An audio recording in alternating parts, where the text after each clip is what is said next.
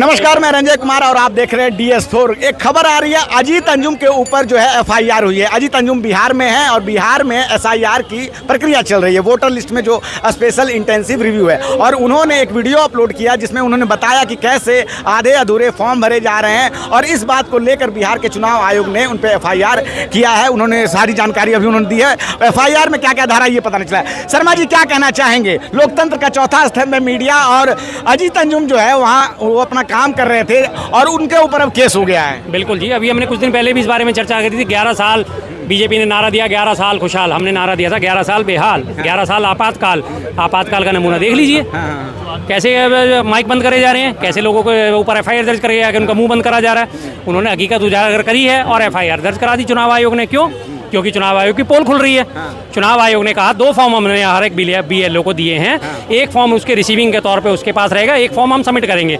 अब जब उन्होंने जाके जांच पड़ताल करी, पता चला कि कहीं भी कोई 2 फॉर्म किसी के पास अवेलेबल ही नहीं है और जिन लोगों की जांच पड़ताल करके वो लोग जा चुके हैं BLO, किसी को भी रिसीविंग का कोई फॉर्म ही नहीं दिया गया है। तो कल को उसके पास कोई सबूत ही नहीं है कि हाँ जी मैंने यहाँ पे वो इनको अपना फॉर्म दिया था या नहीं दिया था। तो वही चीज़ उन्होंने उजागर करी जिससे अब चुनाव आयोग की पोल खुल गई है और उन्होंने उसके ऊपर FIR दर्ज करा दी।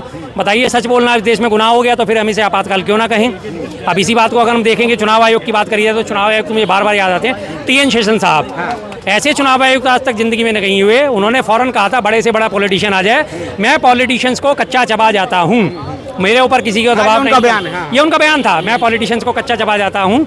और ये हमारी एक NDDB संस्था हुआ करती है जिसके अंदर वो mother dairy fruit and vegetable project आता है। तो उन्होंने सफल उस वक्त लॉन्च हुआ था, सफल में मटर और हरी सब्जियां वगैरह लॉन्च हुई थी। तो उसमें बकायदा TN शेषन साहब का जो है दिखाया, कहते हैं कि मैं इनको कच्चा चबा जाता हूँ। TN शेषन साहब पॉलिटिशियंस को कच्चा चबाते हैं, आप कच्ची सब्जियों को ताज़ा बिल्कुल समझ के और उन्हें कच्चा चबाइए। तो इस तरह से एक हेडलाइन भी चली थी। तो आज आखिर क्या कारण है कि एक समय चुनाव आयोग की जो प्रतिष्ठा बनी है भारत में, पिछले 75 सालों के दौरान कई मुख्य चुनाव आयुक्त हुए हैं, लेकिन आज के समय में हम देखते हैं कि चुनाव आयोग के ऊपर जो है कई लोग उंगलियां उठाते हैं और TN शेषन जैसे लोग आखिर अब वो क्यों ऐसा काम नहीं कर पा रहे हैं जैसा कि TN शेषन ने किया था? देखिए, चुनाव आयोग की जो नियुक्ति होती थी उससे पहले आपने देखा होगा कि अभी कुछ दिन पहले ना हमारी BJP सरकार में एक रूल आया था कि चुनाव आयुक्त जो भी होंगे उन्हें सुप्रीम कोर्ट के जजेस के बराबर दर्जा दिया जाएगा। यानी उनके किसी भी कार्यकलाप के ऊपर कोई भी वो कुछ करेंगे उनके ऊपर कोई FIR दर्ज नहीं हो सकती, उन्हें सजा नहीं होगी। सबसे पहला उन्हें कवच ये प्रदान करा गया। उसके बाद दूसरा कवच क्या हुआ, जो मुख्य चुनाव आयुक्त की नियुक्ति हुआ करती थी उसमें हमारे चीफ जस्टिस ऑफ इंडिया साहब जो है वो भी उसमें शामिल हुआ करते थे। फिर एक और नया अध्यादेश लाके उसमें उनको खत्म करा गया, चीफ जस्टिस ऑफ इंडिया को जो है बाहर निकाल दिया गया।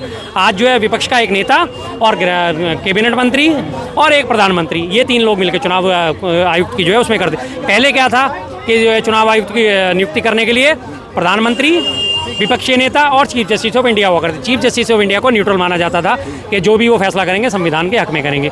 तो चुनाव आयुक्तों को इस तरह बना दिया। और चुनाव आयुक्त की आप कार्यप्रणाली देखिए, जब उनसे महाराष्ट्र चुनाव के ऊपर सवाल करे गए थे, हेरा फेरियों के ऊपर सवाल करे गए थे, धांधली के ऊपर सवाल करे गए थे, उन्होंने शायरी सुनाई और निकल लिए। चुनाव आयुक्त से बन के छोड़ के मर्जा गालिब बन गए हैं, मीर बन गए हैं। वो मीर तक ही मीर बन गए, शायरी सुनाई और निकलते बने। आज जवाबदेही किसी की है ही नहीं। अब बिहार में जो है आप चुनाव की बात करें, ताज़ा सिस्टम बिहार का है। इस वरना क्या डेट है कि आज डिजिटल इंडिया के युग में आपने एक्सेल शीट पे टक टक टक टक करना होता है और सारा डाटा आपके आप में मौजूद होता है, सेकंडों के अंदर मौजूद होता है ना? सच्ची बात, इसमें कोई दो राय नहीं है कि आपने पेन से बैठ के टोटल करना है या कैलकुलेटर लेके टोटल करना है। तमाम सॉफ्टवेयर मौजूद है। एक सवाल है शर्मा जी, बिहार में चुनाव है, विपक्ष के नेता है तेजस्वी यादव, वो मीडिया को अलग लताड़ रहे हैं कि मीडिया सही खबरें नहीं दिखा रहा है। आज के समय में विपक्ष की खबरों को वो छापता नहीं है। एक समय था जब हमारे समय अगर चीटी भी मर जाती थी तो पूरा मीडिया उसको कवर करता था।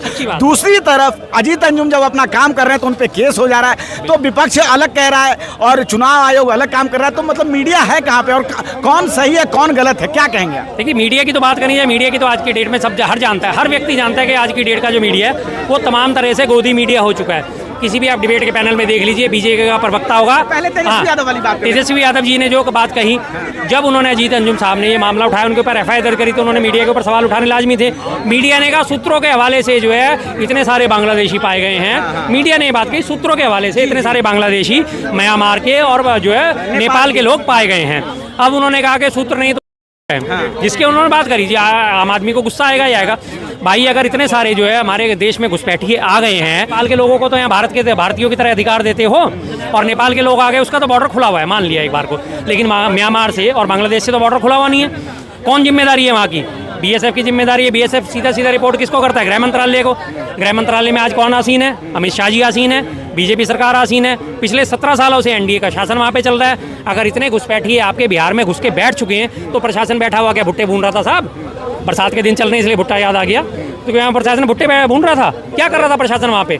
कैसे लोग वहाँ पे घुसपैठ करने में कामयाब हो गए? अगर इतने घुसपैठिए आके सरकार बदलने में कामयाब हो रहे, सरकार को पलटने में कामयाब हो रहे, जिसकी आप डर दिखा रहे हो, तो इसका मतलब आपने 2024 का जो चुनाव है वो इन्हीं घुसपैठियों के बल पे जीता था।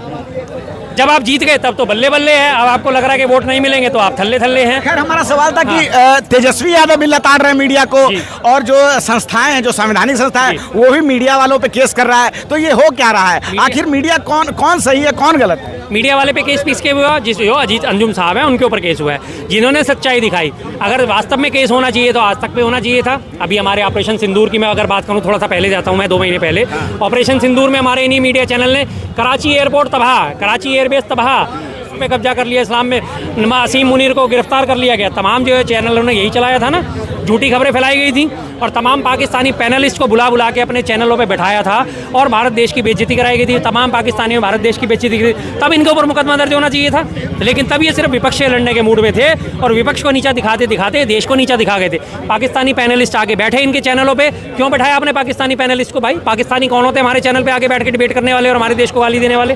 तो फिर मीडिया की छीछा क्यों ना करी जाए? मीडिया जो है टोटल मोदी जी की गोद में, बीजेपी की गोद में बैठ चुका है। मीडिया से आप बात कर लीजिए, सवाल आप सरकार पे उठाइए, जवाब देने के लिए मीडिया सबसे पहले कूदता है। सबसे पहले आप तमाम पत्रकारों को देख लीजिए, अगर आप देखें अमन चोपड़ा, उनका एक तरफा शो चलता है, सुशांत सिन्हा, उनका एक तरफा शो चलता है। आज अगर हम इस चुनाव आयोग की लिस्ट को रेक्टिफाई करने की कोशिश में लगे और इसके ऊपर सवाल उठा रहे हैं, तो ये देख लिए कि धांधली हुई थी या नहीं हुई थी। इसी सुशांत सिन्हा ने पाठशाला चला के दिखाया था कि देखो देखो कैसे इसको झूठा कर ठहराया गया है। वो तो सिर्फ जो है चेक कर रहे थे कि वास्तव में वोट सही डलाया गया नहीं डला, और जब बाद में ऊपर वाली CCTV की फुटेज जारी हुई तो और सुप्रीम कोर्ट ने कहा कि हाँ इस अनिल मसीह ने गलत करा है, इसने जो है वोटों की चोरी करी है, तो उसके ऊपर बाद हुआ क्या? कुछ भी नहीं हुआ। क्या हुआ क्या? उसके बाद उसके ऊपर मुकदमा दर्ज करने की बात करी। एक आखिरी सवाल, प्रधानमंत्री मोदी ने कितनी बार मीडिया इन्फ्लुएंसर को बुलाकर अपने साथ स्टेज पे इनाम दिया है? तो एक तरफ तो मीडिया वालों को इनाम दे रहे हैं और आप कह रहे हैं कि मीडिया वाले पर केस भी हो रहा है, तो प्रधानमंत्री मोदी तो खुद मीडिया इन्फ्लुएंसर को बुलाते हैं। जैसे केस होएगा बोलता है हिंदुस्तान पे, केस होता है नेशनल दस्तक पे, केस होता है 4 PM पे, जो सरकार के खिलाफ आवाज उठाते हैं। आप सरकार की तरफदारी शुरू कर दी, आपके ऊपर कोई केस नहीं होगा। जो इन्फ्लुएंसर को बुलाया गया था वो 5000 इन्फ्लुएंसर भी 2024 के चुनावों से पहले भी बुलाए गए थे। यहाँ प्रगति मैदान भारत मंडपम पे उनका आयोजन करा गया था। तमाम इन्फ्लुएंसर वो थे जो बीजेपी के पक्ष में रिपोर्टिंग चलाते हैं, बीजेपी का फायदा दिखाते हैं, बीजेपी को ऊपर दिखाते हैं। आप उन चैनलों पे इंटरव्यू देके देख लीजिए, आपका सारा काट देंगे अगर आपने बीजेपी के खिलाफ बोला, और जहाँ आपने बीजेपी के पक्ष में बोला आपकी जो है तमाम बाइटें चला दी जाएंगी, वायरल कर दी जाएंगे। तो जो केस दर्ज हो रहे हैं, जो बीजेपी की पोल पट्टी खोलते हैं, जो सरकार की पोल पट्टी खोलते हैं, उनके खिलाफ हो रहे हैं, और जो शाबाशी दी जा रही है वो उनको दी जा रही है जो सरकार के हक में बोलते हैं। चलिए ठीक है, तो मीडिया इन्फ्लुएंसर को बुलाकर प्रधानमंत्री मोदी जो है खुद इनाम देते हैं, लेकिन चुनाव आयोग ने अजीत अंजुम पर केस कर दिया है, FIR कर दिया है। उनका कहना है कि गलत खबरें अजीत अंजुम दिखा रहे हैं। आप क्या सोचते हैं इस बातचीत पे? अपनी राय हमें जरूर बताएं। मैं रंजय कुमार, धन्यवाद।